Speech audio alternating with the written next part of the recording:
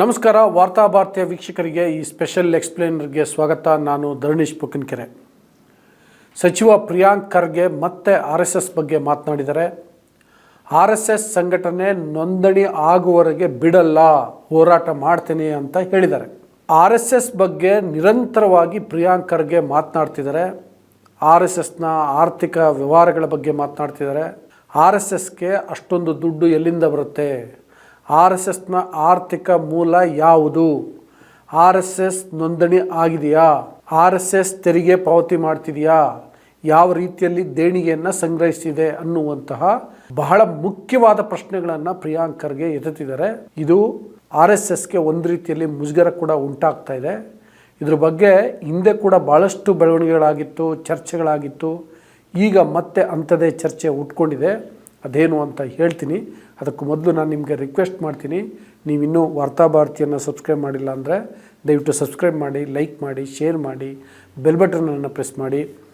ವೀಕ್ಷಕರೇ, ಸ್ವಲ್ಪ ದಿನಗಳ ಹಿಂದೆ RSS ಪಥಸಂಚಲನಕ್ಕೆ ಸಂಬಂಧಪಟ್ಟಂತೆ ರಾಜಕೀಯವಾಗಿ ಕೂಡ ಒಂದು ದೊಡ್ಡ ಸಂಚಲನ ಆಗಿತ್ತು. RSS ತಾನು ರಾಜಕೀಯ ಮಾಡಲ್ಲ ಅಂತ ಹೇಳುತ್ತೆ, ಅಥವಾ RSS ನಾಯಕರು ನಾವು ರಾಜಕಾರಣ ಮಾಡಲ್ಲ ಅಂತ ಹೇಳ್ತಾರೆ. ಆದರೆ ಮಾಡೋದು ರಾಜಕಾರಣನೇ. ಮತ್ತು RSSನ ರಾಜಕೀಯ ಘಟಕವೇ BJP ರಾಜಕೀಯ ಪಕ್ಷ ಅಲ್ಲ ಅಂತ ಹೆಂಗೆ ಹೇಳಲಿಕ್ಕೆ ಸಾಧ್ಯ? ಸೊ ಹಾಗಾಗಿ RSS ಕೂಡ ರಾಜಕೀಯ ಮಾಡುತ್ತೆ. ಪ್ರಿಯಾಂಕ್ ಖರ್ಗೆ ಆಫ್ಕೋರ್ಸ್ ಅವರು ಸಚಿವರು, ರಾಜಕಾರಣಿ, ಅವರು ಕೂಡ ರಾಜಕಾರಣವನ್ನು ಮಾಡ್ತಿದ್ದಾರೆ. ಅದೇ ಕಾರಣಕ್ಕೋಸ್ಕರ ನಾನು ರಾಜಕೀಯವಾಗಿ ಸಂಚಲನ ಉಂಟಾಗಿತ್ತು ಅಂತ ಹೇಳಿದ್ದು.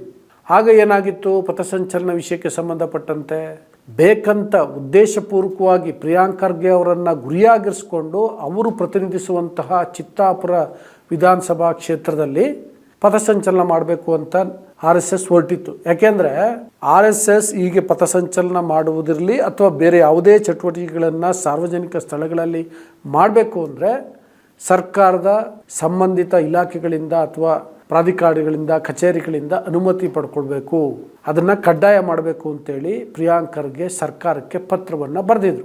ಇದು RSSಗೆ ತಡ್ಕೊಳ್ಳಿಕ್ಕೆ ಆಗಲಿಲ್ಲ. ಅವರು ಪ್ರಿಯಾಂಕ್ ಖರ್ಗೆಯನ್ನು ಟಾರ್ಗೆಟ್ ಮಾಡಲಿಕ್ಕೆ ಹೊರಟಿದ್ರು. ಆಗಲೇ ಪ್ರಿಯಾಂಕ್ ಖರ್ಗೆ RSS ಬಗ್ಗೆ ಪ್ರಶ್ನೆ ಮಾಡಲಿಕ್ಕೆ ಮೊದಲು ಪ್ರಶ್ನೆ ಮಾಡ್ತಿದ್ರು, ಆಗ ತೀಕ್ಷ್ಣವಾದ ಪ್ರಶ್ನೆಗಳನ್ನು ಮಾಡಿದರು. RSSನ ಆದಾಯದ ಮೂಲ ಯಾವುದು, RSS ಯಾಕೆ ನೋಂದಣಿ ಮಾಡಿಕೊಂಡಿಲ್ಲ, RSS ಯಾರಿಂದ ತೆರಿಗೆಯನ್ನು ಸಂಗ್ರಹ ಮಾಡ್ತಿದೆ, ದೇಣಿಗೆಯನ್ನು ಸಂಗ್ರಹ ಮಾಡ್ತಿದೆ, ಹಾಗೆ ಮಾಡುವಂತಹ ದೇಣಿಗೆ ಸಂಗ್ರಹಕ್ಕೆ ತೆರಿಗೆ ಪಾವತಿಯನ್ನು ಮಾಡ್ತಾ ಇದೆಯಾ, ಈ ಎಲ್ಲ ಪ್ರಶ್ನೆಗಳನ್ನು ಪ್ರಿಯಾಂಕ್ ಖರ್ಗೆ ಎತ್ತಿದ್ರು. ಆಗ ಪಥಸಂಚಲನ ಕೋರ್ಟ್ ಮೆಟ್ಲಿಗೆ ಹೋಯಿತು. ಕೋರ್ಟ್ ಬೇರೆ ರೀತಿ ಅದಕ್ಕೆ ನಿರ್ದೇಶನವನ್ನು ನೀಡಿತು. ಈಗ ಮತ್ತೆ ನಿನ್ನೆ ಪುಸ್ತಕ ಬಿಡುಗಡೆ ಸಮಾರಂಭದಲ್ಲಿ ಮಾತನಾಡ್ತಾ ಪ್ರಿಯಾಂಕ್ ಖರ್ಗೆ RSS ನೋಂದಣಿ ಆಗುವವರೆಗೆ ಬಿಡಲ್ಲ ಅನ್ನುವಂಥ ಮಾತನ್ನು ಆಡಿದ್ದಾರೆ. ನಿಜಕ್ಕೂ ಪ್ರಿಯಾಂಕ್ ಖರ್ಗೆ ಅವರ ಧೈರ್ಯವನ್ನು ಮೆಚ್ಚಬೇಕು. ಇಡೀ ದೇಶದಲ್ಲಿ RSS ಬಗ್ಗೆ ಕೆಲವು ಜನ ಮಾತ್ರ ಇಷ್ಟೊಂದು ನೇರವಾಗಿ, ದಿಟ್ಟವಾಗಿ ಮಾತನಾಡ್ತಿರೋದು. ರಾಷ್ಟ್ರೀಯ ಮಟ್ಟದಲ್ಲಿ ರಾಹುಲ್ ಗಾಂಧಿಯವರು ಮಾತಾಡ್ತಿದ್ದಾರೆ. ಅದೇ ಕಾರಣಕ್ಕೋಸ್ಕರ ಅವ್ರ ಮೇಲೆ ಕೇಸ್ಗಳನ್ನು ಹಾಕಲಾಗಿದೆ.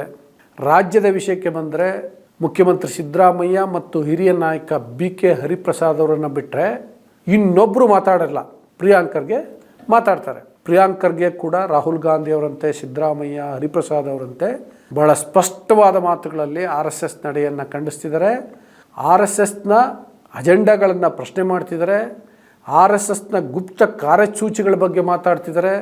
ಮತ್ತು ಅದರ ಹಣದ ವ್ಯವಹಾರ, ಆರ್ಥಿಕ ಮೂಲ, ತೆರಿಗೆ ಪಾವತಿಸದೇ ಇರೋದು, ಇದೆಲ್ಲದರ ಬಗ್ಗೆ ಮಾತನಾಡ್ತಿದ್ದಾರೆ. ಅವರೀಗ RSS ನೋಂದಣಿ ಆಗಬೇಕು. ಈ ದೇಶದಲ್ಲಿ ಎಲ್ರಿಗೂ, ಎಲ್ಲ ಸಂಘ ಸಂಸ್ಥೆಗಳಿಗೂ ಕಾನೂನುಗಳಿದ್ದಾವೆ, ನಿಯಮಾವಳಿಗಳಿದ್ದಾವೆ. ಅದರಂತೆ RSS ಕೂಡ ನೋಂದಣಿ ಆಗಬೇಕು ಅನ್ನುವಂತಹ ಪ್ರತಿಪಾದನೆ ಪ್ರಿಯಾಂಕ್ ಖರ್ಗೆ ಅವ್ರದ್ದು. ಅವರು ಆ ರೀತಿ ಹೇಳ್ತಿದ್ದಾರೆ. ಅಷ್ಟೇ ಅಲ್ಲ, ನಾನು ಅದು RSS ನೋಂದಣಿ ಆಗೋವರೆಗೆ ಬಿಡಲ್ಲ ಅಂತ ಹೇಳ್ತಿದ್ದಾರೆ. ಇದರಲ್ಲಿ ಪ್ರಿಯಾಂಕ್ ಖರ್ಗೆ ಅವರ ಸಕ್ಸಸ್ ಏನಪ್ಪ ಅಂತಂದರೆ, ಹಿಂದೆ ಅವರು ಪಥಸಂಚಲನ ವಿಷಯದಲ್ಲಿ RSS ಬಗ್ಗೆ ದಾಳಿ ಮಾಡಿದಾಗ ರಾಜ್ಯದ RSS ನಾಯಕರು ತಂಡ ಹೊಡೆದೋಗಿದ್ರು. ಮೊದಲು ಆರಂಭಿಕ ಹಂತದಲ್ಲಿ ಪ್ರಿಯಾಂಕ್ ಖರ್ಗೆ ವಿರುದ್ಧ ತಿರುಗಿಬಿದ್ದಿದ್ರು. ಆದರೆ ಪ್ರಿಯಾಂಕ್ ಖರ್ಗೆ ಎತ್ತುತ್ತಿದ್ದಂಥ ಪ್ರಶ್ನೆಗಳಿಗೆ ಉತ್ತರ ಇಲ್ಲದೆ ತತ್ತರಿಸಿ ಹೋಗಿದ್ರು. ಕಡೆಗೆ ಏನಾಯಿತು, RSS ಮುಖ್ಯಸ್ಥ ಮೋಹನ್ ಭಾಗವತ್ ಅವರೇ ಬೆಂಗಳೂರಿಗೆ ಬಂದು ಸ್ಪಷ್ಟೀಕರಣ ಕೊಡುವಂತಾಯಿತು. ಅದು ಪ್ರಿಯಾಂಕ್ ಖರ್ಗೆ ಅವರ ಸಕ್ಸಸ್. ಮೋಹನ್ ಭಾಗವತ್ ಹೇಳಿದರು, ನಮ್ಮದು ಡೊನೇಷನ್ ಅಲ್ಲ, ಡಿವೋಷನ್, ದೇಣಿಗೆ ಅಲ್ಲ, ಭಕ್ತಿ ಅಂತ ಹೇಳಿದರು. ಮತ್ತು ನಾವು ಸಂಘದ ಸದಸ್ಯರಿಂದ ದೇಣಿಗೆಯನ್ನು ಪಡ್ಕೊಳ್ತೀವಿ, ಗುರುದಕ್ಷಿಣೆಯನ್ನು ಪಡ್ಕೊಳ್ತೀವಿ. ಹಾಗಾಗಿ ನಾವು ತೆರಿಗೆ ಪಾವತಿಸಬೇಕಾದ ಅಗತ್ಯ ಇಲ್ಲ ಮತ್ತು ಯಾರಿಗೂ ಲೆಕ್ಕ ಕೊಡಬೇಕಾದ ಅಗತ್ಯ ಇಲ್ಲ ಅಂತ ಹೇಳಿದರು. ಅವರು ಲೆಕ್ಕ ಕೊಡ್ತಾರೋ ಬಿಡ್ತಾರೋ, ತೆರಿಗೆ ಪಾವತಿ ಮಾಡ್ತಾರೋ ಬಿಡ್ತಾರೋ, ಆದರೆ ಇಷ್ಟು ದಿನ ಈ ಮಾಹಿತಿಯನ್ನು ಕೂಡ ಅವರು ಹಂಚ್ಕೊಂಡಿರಲಿಲ್ಲ. ಈಗ ಪ್ರಿಯಾಂಕ್ ಖರ್ಗೆ ಅವರ ಈ ಪ್ರಶ್ನೆಗಳಿಗೆ ಉತ್ತರ ಕೊಡುವ ರೂಪದಲ್ಲಿ ಇದನ್ನು ಹೇಳಿದ್ದಾರೆ. ಉತ್ತರ ಕೊಟ್ಟಿಲ್ಲ ಅಂತ ಅವ್ರು ಅಂದ್ಕೊಂಡಿದ್ದಾರೆ. ಆದಾಯದ ಮೂಲ ಅನ್ನೋದಕ್ಕೆ ಅವರು ಉತ್ತರ ಕೊಟ್ಟಿಲ್ಲ, ಕೊಡಬೇಕಾದ ಅಗತ್ಯ ಇಲ್ಲ ಅಂತ ಹೇಳಿದ್ರು. ಆದರೆ ನಮ್ಮ ಸಂಘದ ಸದಸ್ಯರಿಂದ ದೇಣಿಗೆ ಸಂಗ್ರಹ ಮಾಡ್ತಿದ್ದೀವಿ ಅನ್ನೋದು ಕೂಡ ಒಂದು ಉತ್ತರ. ನಾವು ಇದು ಗುರುದಕ್ಷಿಣೆಯ ರೂಪದಲ್ಲಿ ಸಂಗ್ರಹ ಮಾಡ್ತಿದ್ದೀವಿ ಅನ್ನೋದು ಕೂಡ ಒಂದು ಉತ್ತರ. ಅಷ್ಟರ ಮಟ್ಟಿಗೆ ಪ್ರಿಯಾಂಕ್ ಖರ್ಗೆ RSSನ್ನು ಬಗ್ಗಿಸಿದರು. RSS ಪ್ರಿಯಾಂಕ್ ಖರ್ಗೆ ಅವರ ಪ್ರಶ್ನೆಗಳಿಗೆ ಉತ್ತರ ಕೊಡಬೇಕಾದಂಥ ಪರಿಸ್ಥಿತಿ ನಿರ್ಮಾಣ ಆಗಿತ್ತು. ಅದು ಯಾರು? RSSನ ಮುಖ್ಯಸ್ಥ ಖುದ್ದು ಮೋಹನ್ ಭಾಗವತ್ ಅವರು. ಸೊ ಈಗ RSS ನೋಂದಣಿ ಮಾಡಬೇಕು ಅಂತ ಪ್ರಿಯಾಂಕ್ ಖರ್ಗೆ ಒತ್ತಡವನ್ನು ಏರ್ತಾ ಇದ್ದಾರೆ. ಅದು ಎಷ್ಟು ಮಟ್ಟಿಗೆ ಈಡೇರುತ್ತೋ ಬಿಡುತ್ತೋ, ಆದರೆ ಮತ್ತೆ RSS ಬಗ್ಗೆ ಒಂದು ಚರ್ಚೆ ಶುರುವಾಗಿದೆ. RSS ನೋಂದಣಿ ಆಗಿಲ್ಲ ಎನ್ನುವಂಥ ಚರ್ಚೆ ಶುರುವಾಗಿದೆ. RSSನ ಆರ್ಥಿಕ ಮೂಲಗಳಿಗೆ ಗೊತ್ತು ಗುರಿ ಇಲ್ಲ ಅನ್ನುವುದು ಚರ್ಚೆ ಆಗ್ತಿದೆ. ಅಷ್ಟರ ಮಟ್ಟಿಗೆ RSSನ ಇಷ್ಟು ದಿನ ಏನು ತೆರೆ ಮರೆಯಲ್ಲಿ RSS ನಡೆಸ್ತಿತ್ತಲ್ಲ ಕಸರತ್ತುಗಳು, ಅವುಗಳನ್ನು ಬಹಿರಂಗವಾಗಿ ಚರ್ಚೆ ಆಗುವಂತೆ ಮಾಡಿದ್ದಾರೆ ಪ್ರಿಯಾಂಕ್ ಖರ್ಗೆ. ಅದು ಅವರ ಇನ್ನೊಂದು ಯಶಸ್ಸು. RSS ನೋಂದಣಿ ಆಗೇ ಬಿಡುತ್ತೆ ಅಂತ ನಾನು ಹೇಳಲ್ಲ, ಯಾಕೆಂದರೆ ಅದಕ್ಕೆ ಬೇರೆ ಬೇರೆ ಮಾರ್ಗೋಪಾಯಗಳನ್ನು RSS ನಾಯಕರು ಕಂಡುಕೊಳ್ತಾರೆ, ಮಾಡದೇ ಇರ್ಬೋದು. ಆದರೆ ಚರ್ಚೆ ಆಗೋದರಿಂದ ಓಡಿ ಹೋಗಲಿಕ್ಕೆ ಅವ್ರ ಕೈಲಿ ಸಾಧ್ಯ ಆಗ್ತಿಲ್ಲ. ಉತ್ತರ ಕೊಡಬೇಕಾದಂಥ ಪರಿಸ್ಥಿತಿ ಬರ್ತಾ ಇದೆ. ಇದೇ ರೀತಿ ಪ್ರಿಯಾಂಕ್ ಖರ್ಗೆ ಅವ್ರ ರೀತಿ ಇನ್ನೊಂದಷ್ಟು ಜನ ಮಾತಾಡಲಿಕ್ಕೆ ಶುರು ಮಾಡಿದ್ರೆ ಒಂದು ಫೈನ್ ಡೇ RSS ನೋಂದಣಿ ಕೂಡ ಆಗ್ಬೋದು. ಅಷ್ಟರ ಮಟ್ಟಿಗೆ ಪ್ರಿಯಾಂಕ್ ಖರ್ಗೆ ಯಶಸ್ಸನ್ನು ಸಾಧಿಸಿದರೆ ಅಂತ ಅನ್ನಿಸ್ತಾ ಇದೆ. ನಾನು ಯಾಕೆ ಆಗೊಂದು ಮಾತು ಹೇಳಿದೆ, ಏನಪ್ಪ ಅಂದರೆ ಇವರು ಪ್ರಿಯಾಂಕ್ ಖರ್ಗೆ ಅವರ ಧೈರ್ಯವನ್ನು ಮೆಚ್ಚಬೇಕು ಅಂತ.